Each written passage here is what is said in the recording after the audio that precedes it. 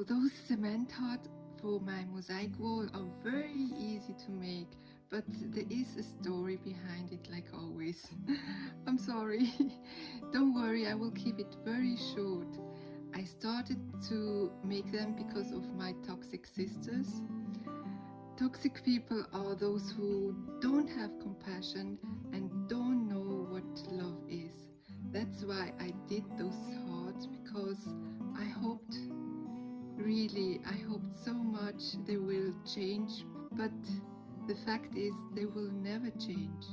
They will try to use you, and when they get what they want, they will treat you badly. So I had to close that door forever and open it for someone special.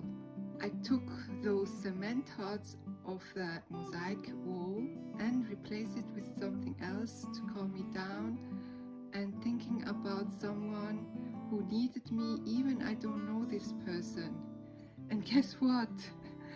I met that person and I can't explain it. It is something magical happened. Compassion is everything, and if we don't have it, we will never understand the meaning of life.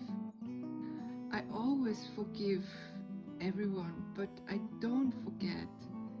Those are experiences who make me grow, so I embrace them, whatever happened. Please enjoy life with compassion and take care of each other.